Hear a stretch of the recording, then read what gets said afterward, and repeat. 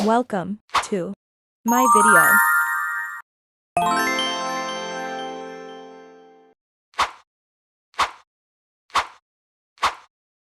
Selamat menyaksikan. Assalamualaikum warahmatullahi wabarakatuh. Saya akan membacakan resume buku Sejarah Peradaban Islam dari Dr. Badri Yatim MA. Di dalam buku Sejarah Peradaban Islam ada sekitar 15 bab. Yang pertama,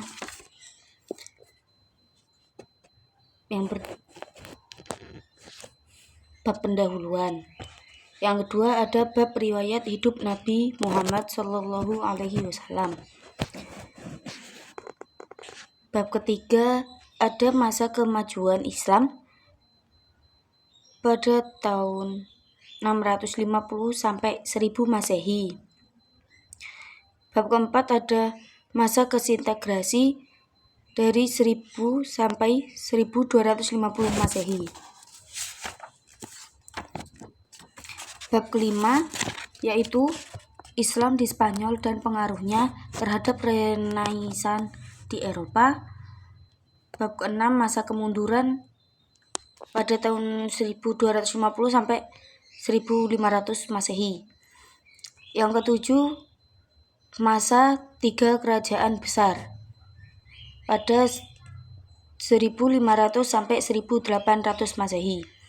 Bab 8 ada kemunduran 3 kerajaan besar 1700 sampai 1800 Masehi. Yang ke-9 penjajahan Barat atas dunia Islam dan perjuangan kemerdekaan negara Islam. Yang bab 10 kedatangan Islam di Indonesia. Bab ke-8 ada kerajaan-kerajaan Islam sebelum penjajahan Belanda. Bab 12 kerajaan-kerajaan Islam zaman penjajahan Belanda. Bab 14 ada Islam di Indonesia zaman modern dan kontemporer. Bab ke-14 pusat-pusat peradaban Islam. Bab 15 peradaban Islam di Indonesia.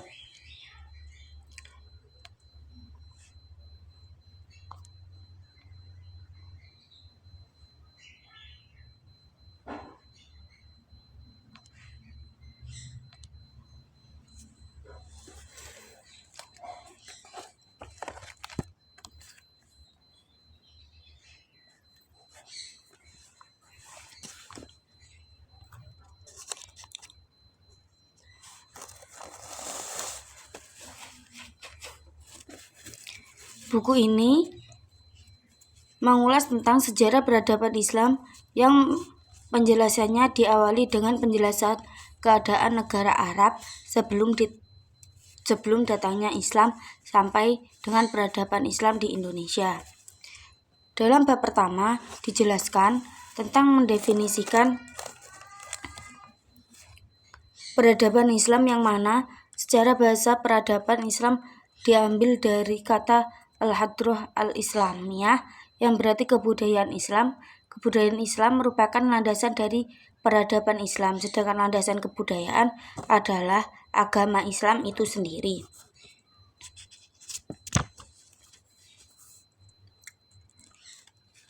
Menurut Kuncoro Ningrat, kebudayaan paling tidak mempunyai 3 wujud.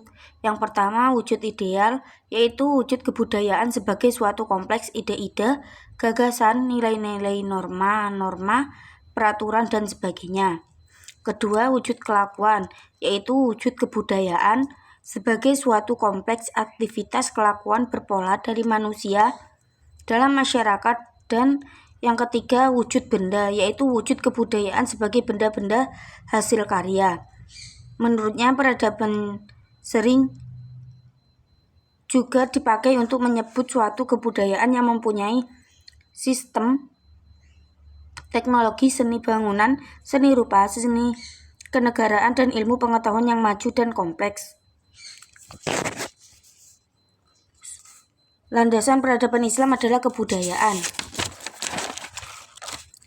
Kebudayaan Islam terutama wujud idealnya, sementara landasan kebudayaan Islam adalah agama, seperti yang saya bacakan tadi. Dalam Islam sendiri, tidak seperti pada masyarakat yang menganut agama bumi non-samawi. Agama bukanlah kebudayaan, tetapi dapat melahirkan kebudayaan. Kebudayaan merupakan hasil cipta rasa dan karsa manusia, maka agama Islam adalah wahyu dari Tuhan. Islam di Indonesia sebenarnya sudah berkembang pada periode pertengahan sejarah Islam.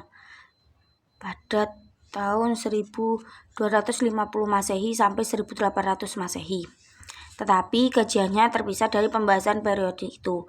Sedangkan periode pertengahan, pembahasan yang paling banyak mendapatkan adanya percaturan politik pusat Islam dan peradaban yang dibina oleh dinasti-dinasti yang berhasil memegang atau menduduki hegemoni politik, serta 3 kerajaan besar Islam, Utsmani, Safawi, dan Mughal, dan perbedaan di bidangnya.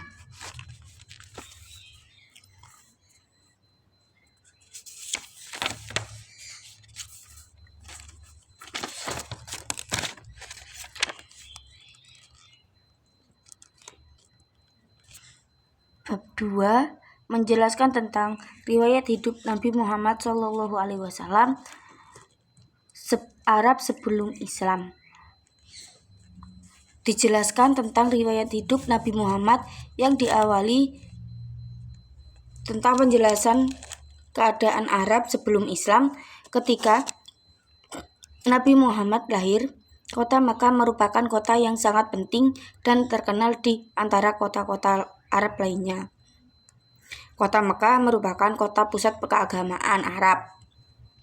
Ka'bah sebagai tempat perziarahan, akan tetapi masyarakat Makkah pra-Islam telah menyimpang dari ajaran tauhid Nabi Ibrahim. Mereka percaya bahwa Tuhan memiliki pembantu yang diwujudkan oleh masyarakat Makkah sebagai berhala yang mereka sembah dan diletakkan di sekitar Ka'bah. Nabi Muhammad SAW sebagai anggota Bani Hashim, kabilah yang kurang berkuasa di antara kabilah-kabilah Quraisy lainnya, lahir pada tahun 570 Masehi dan meninggal pada tanggal 12 Rabiul Awal 11 Hijriah tanggal 8 Juni 632 Masehi ketika berumur 40 tahun. Nabi Muhammad diutus oleh Allah untuk mendakwahkan agama Islam yang dilakukannya melalui beberapa tahapan, yakni tahapan sembunyi-sembunyi di lingkungan sendiri dan di kalangan rekan-rekannya, dan kemudian dilakukan secara terang-terangan. Akan tetapi reaksi kaum Quraisy tidak seperti yang dibayangkan. Mereka menolak dakwah Rasulullah, bahkan memusuhinya dengan sangat gencar. Hal itu disebabkan oleh beberapa faktor, diantaranya adalah perdagangan patung, jabatan serta gengsi mereka. Sikap permusuhan kaum Quraisy terhadap umat Islam yang masih tergolong lemah semakin menjadi-jadi, sehingga Rasulullah mengajarkan pada umatnya untuk berhijrah ke Hasbi. Setelah ditinggalkan istrinya Khadijah dan pamannya Abi Thalib, kaum Quraisy seolah-olah mereka merasa bebas dan sikap permusuhan terhadap Rasulullah semakin menjadi-jadi. Dilatar belakangi dengan perjanjian antara Rasulullah dan masyarakat Yastrib Baitul Aqobah, Rasulullah beserta umat muslim melakukan hijrah ke Yastrib yang sekarang dikenal dengan nama Madinah. Rasulullah di Madinah diterima dengan sangat baik oleh masyarakat setempat. Di Madinah, Rasulullah diangkat sebagai pemimpin resmi. Beliau melakukan beberapa kebijakan untuk mengokohkan terbentuknya negara Madinah. Dengan terbentuknya negara Madinah, umat Islam semakin kokoh. Akan tetapi sikap permusuhan kaum Quraisy pun tidak henti, sehingga menyebabkan terpecahnya beberapa perang, antara lain adalah Perang Badar, Perang Uhud, Perang Kondak, dan juga perang dengan bangsa lain, misalnya Perang Tabut.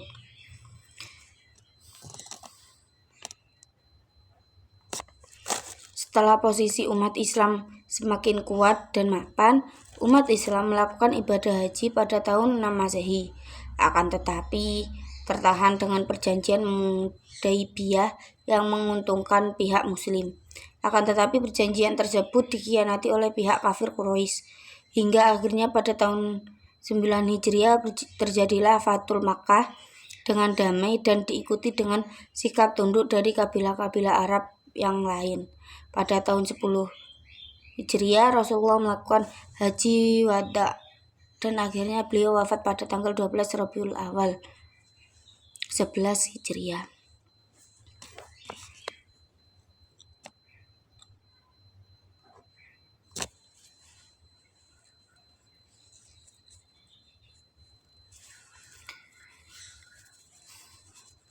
Sedangkan dalam bab 3 dan 4 dijelaskan tentang masa kemajuan Islam yang diawali dengan kekhalifahan Khulafatur Rasyidin, dan pada masa ini Islam benar-benar maju tanpa meninggalkan ajaran Islam yang sesungguhnya. Khalifah pertama dipegang oleh Abu Bakar As-Siddiq yang dipilih melalui musyawarah para sahabat dalam masa pemerintahnya. Keadaan umat Islam masih belum stabil. Muncul para nabi palsu dan kaum ingkaru zakat. Beliau memerangi mereka dan mendapatkan kekokohan dalam pemerintahannya dan dilanjutkan dengan perluasan wilayah ke luar Arab. Beliau meninggal pada tahun 634 Masehi dengan meninggalkan pekerjaan di wilayah luas yang kemudian dilanjutkan oleh Umar.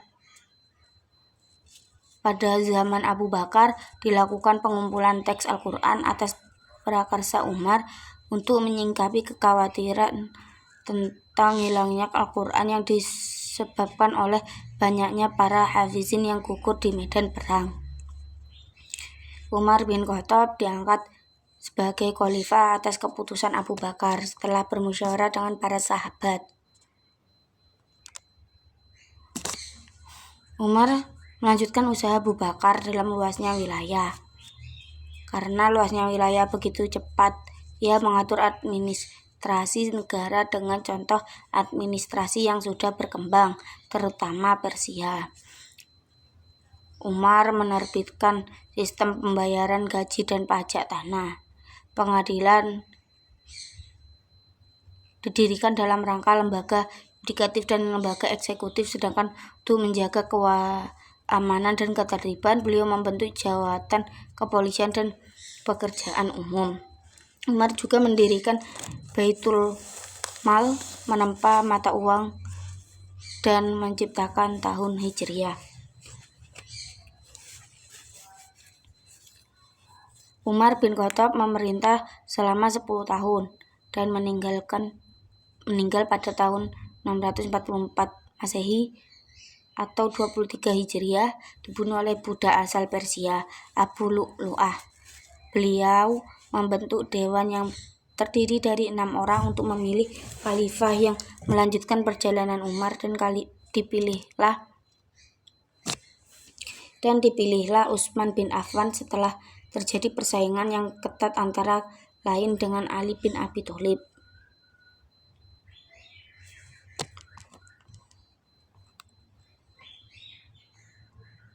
Utsman memerintah selama 12 tahun. Pada 6 tahun awal merupakan masa pemerintahannya yang produktif.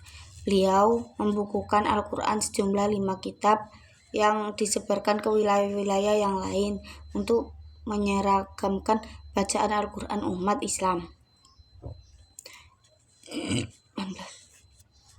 Dan ilmu pengetahuan agama berkembang pesat pada masa ini. Akan tetapi pada masa 6 tahun terakhir pemerintahannya terjadi banyak pemberontakan yang disebabkan oleh kekecewaan umat Islam atas kebijakan yang bersifat nepotisme. Akhirnya beliau mengakhiri masa pemerintahannya dengan mengakhiri nafas terakhir pada tahun 35 Hijriah atau 655 Masehi, dibunuh oleh kaum pemberontak.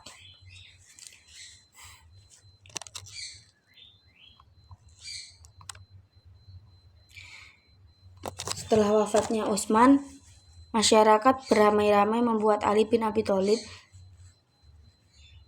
Beliau memerintah hanya 6 tahun. Pada masa pemerintahannya hanya untuk menghadapi pergolakan-pergolakan, tidak ada kata stabil dalam pemerintahan beliau. Setelah menggantikan Utsman, Ali memecat gubernur yang diangkat oleh Utsman, dan hal ini menimbulkan kecewaan pada pihak Bani Umayyah, dan akhirnya mereka melakukan pemberontakan di bawah pemimpin Muawiyah, dengan terjadi perang Siffin yang diakhiri dengan tahkim yang merugikan pihak Ali dan terpecahnya barisan Ali dengan keluarga kaum Khawarij dengan alasan menyesalkan atas tindakan Ali menerima tahkim, hingga akhirnya beliau dibunuh oleh kaum Khawarij pada tanggal 20 Ramadan 40 Hijriah. Dan pemerintahannya pun teruskan oleh anaknya, yaitu Hasan. Karena Hasan ternyata lemah, ia melakukan perjanjian yang dapat menyatukan umat Islam dalam kekuasaan Muawiyah tahun 661 Masehi, yang dikenal sebagai Al-Jamaah, yang mengakhiri masa Khulafaur Rasyidin dan dilanjutkan dengan pemerintahan dinasti Umayyah.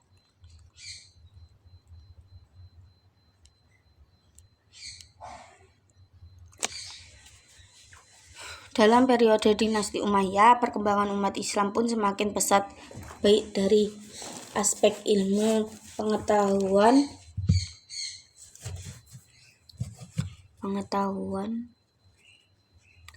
arsitektur, dan wilayah negara Islam yang sampai mencakup wilayah Eropa Barat, Andalusia.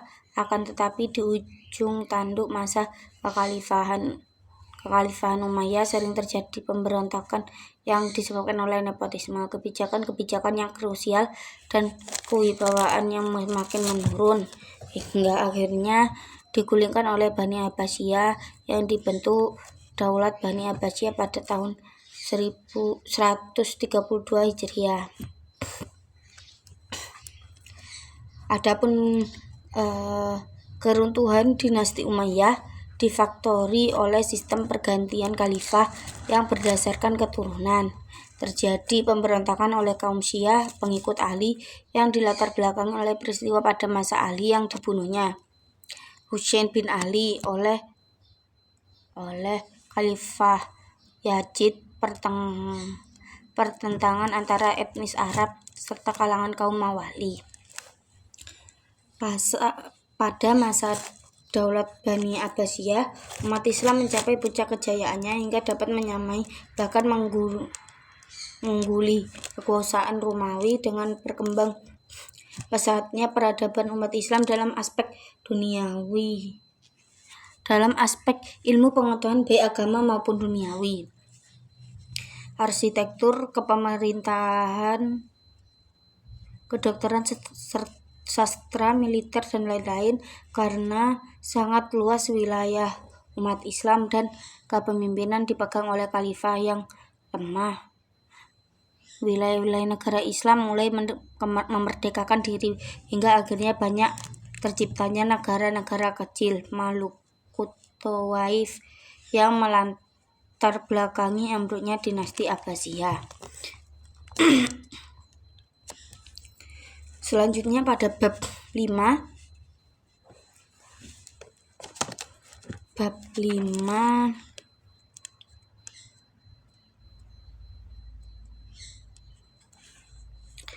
Islam di Spanyol dan pengaruhnya terhadap Renaissance di Eropa.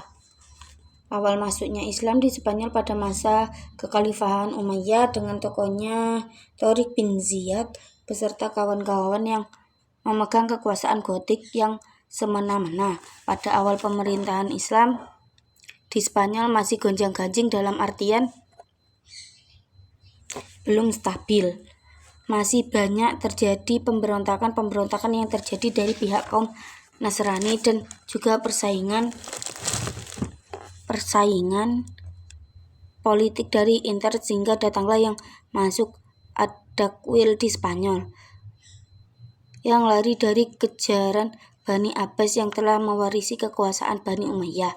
Adakwil merebut kekuasaan pemerintah Spanyol yang digenggam oleh kaki tangan Khalifah Bani Abbas dan akhirnya dapat diraihnya dan membentuk Daulat Bani Umayyah II di Spanyol.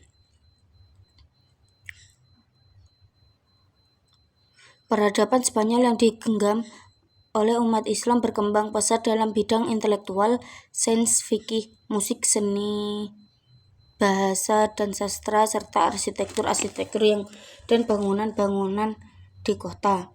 Kemajuan tersebut mempengaruhi peradaban bangsa Eropa hingga terjadinya Renaissance di Eropa. Di Cordova didirikan Universitas Cordova.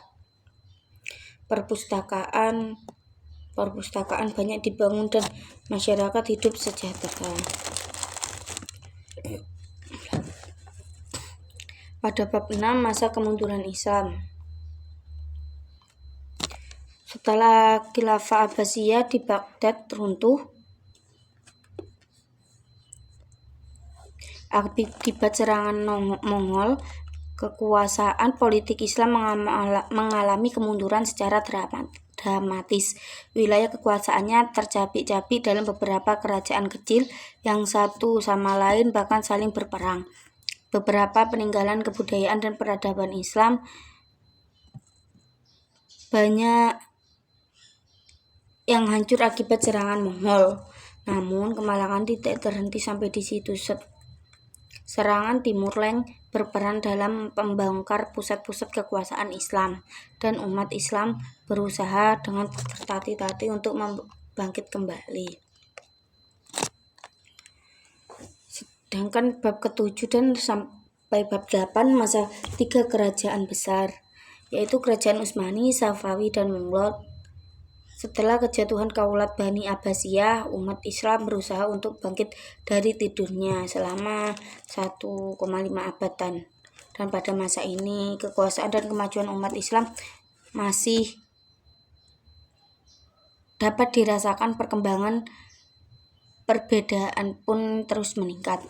Kerajaan Utsmani didirikan Utsman I yang menyatakan merdeka dari pemerintahan Turki Seljuk setelah kematian Sultan Alauddin II. Ia menduduki wilayah di sekitar sebidang DMI bertingkat dan melanjutkan perjuangan oleh penerusnya ketika masa Murad I.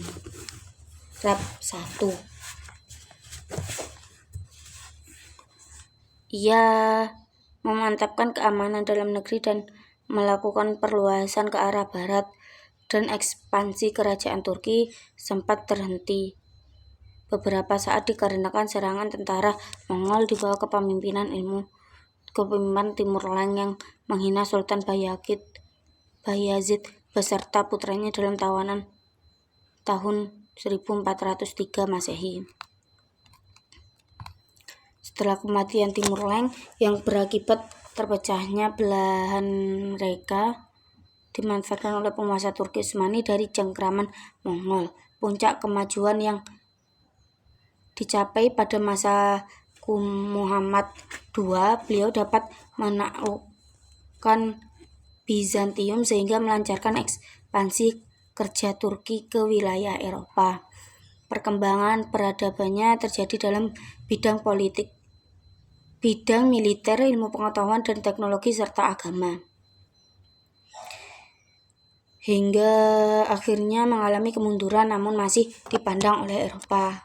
Kemunduran kerajaan Turki Utsmani dilatar belakangi dengan wilayah kekuasaan yang sangat-sangat luas yang berusaha untuk melepaskan diri dari pemerintahan pusat.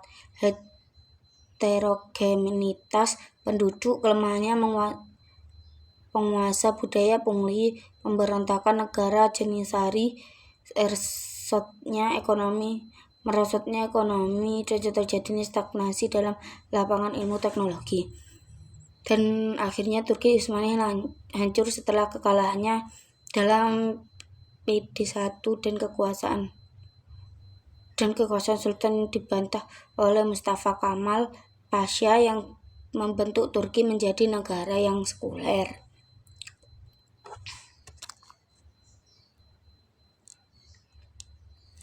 Kerajaan Safawi berasal dari Thariqat Syiah yang didirikan oleh Syafi'i ad-Din yang mana lama-kelamaan pengikut dari Thariqat ini menyatakan fanatik dan menolak semua mazhab di luar Syiah. Keterlibatan Thariqah ini dalam bidang politik mewujudkan konkret pada masa kepemimpinan Junaid 1447 sampai 1460 Masehi. Mencakup kegiatan politik pada kegiatan keagamaan ini menimbulkan konflik dengan klan Aka, Koyunlu, dan Junaid mengalami kekalahan dan diasingkan.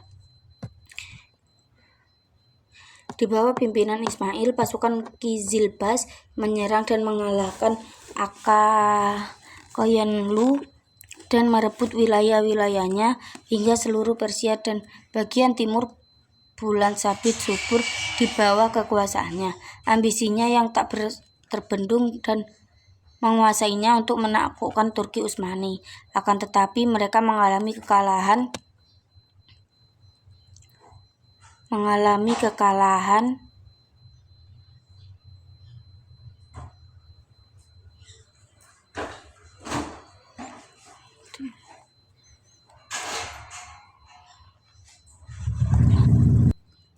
dan Raja Ismail mengalami depresi yang berdampak buruk pada stabilitas kerajaan. Baru pada masa Raja kelima, Raja Abbas I, mampu mengendalikan stabilitas negaranya dengan cara menghilangkan dominasi tentara Kizilbas dan membentuk pasukan baru yang terpilih dari budak-budak, mengadakan perjanjian dengan Turki Utsmani. Usaha-usaha tersebut berhasil dan membawa kerajaan Safawi pada masa puncak kejayaannya. Kerajaan Mughal didirikan oleh Babur, salah satu cucu dari Timur Leng. Ia berambisi untuk menjadikan Samarkand sebagai kota terpenting di Asia Tengah pada masa itu.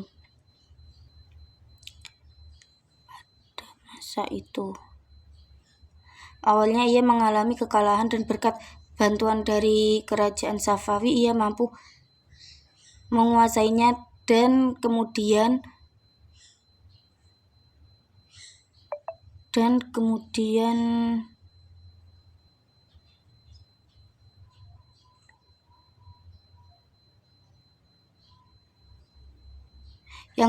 berlanjut ke arah India dan berdirilah kerajaan Mughal. Kerajaan ini mencapai puncak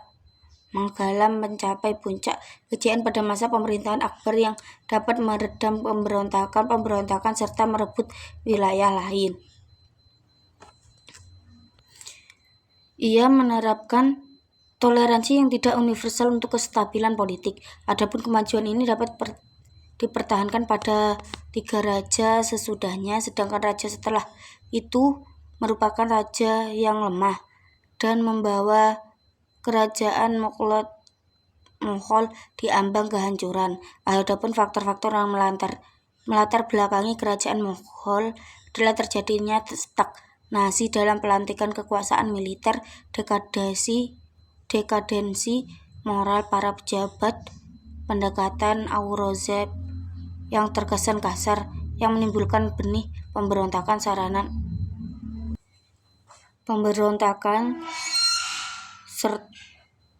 saranan dari imperialisme Inggris serta pemberontakan dari kaum Sikh Hindu.